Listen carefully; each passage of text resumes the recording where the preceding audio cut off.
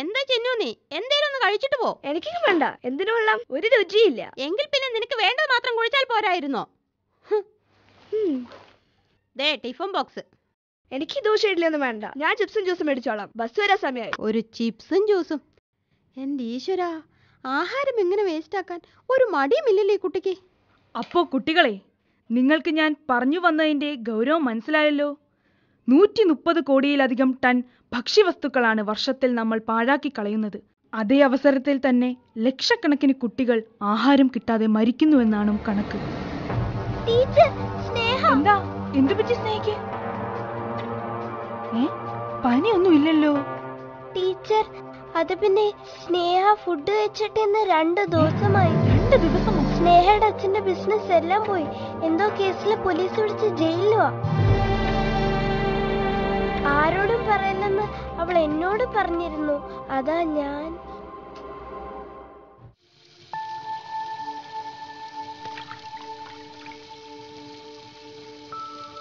അമ്മ എന്നെ ലഞ്ച് കഴിക്കുവാ. അമ്മ ദാ വരുന്നു ചിന്നു.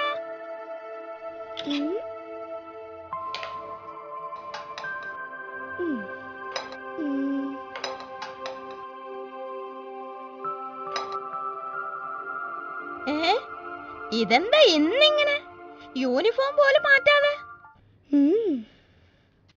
എന്തു പറ്റി അമ്മയുടെ മോൾക്ക്?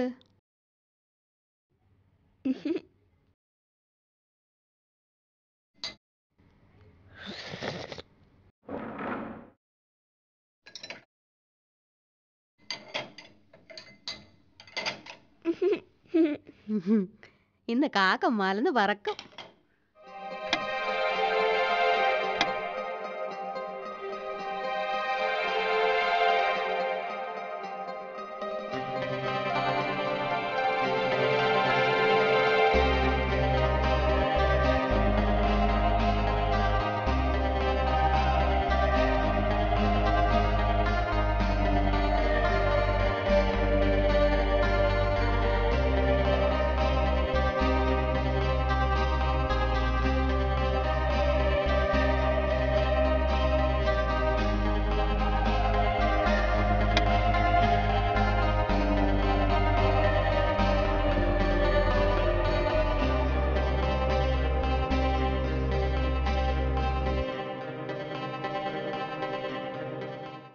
അമ്മേ, ഒരു പാത്രം കൂടെ കൊണ്ടുവരുമോ?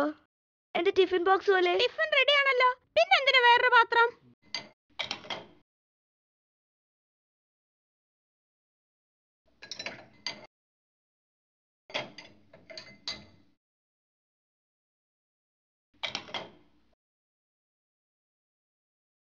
ഇതാർക്കാ മോളെ?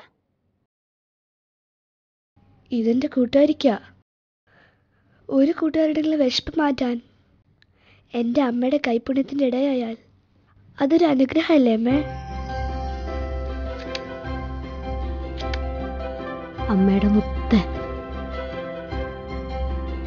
അന്നം ദൈവത്തിന്റെ ദാനമാണ്. അത് കളയുന്നവൻ ദൈവത്തിന്റെ അനുഗ്രഹങ്ങളെയാണ് കളയുന്നത്.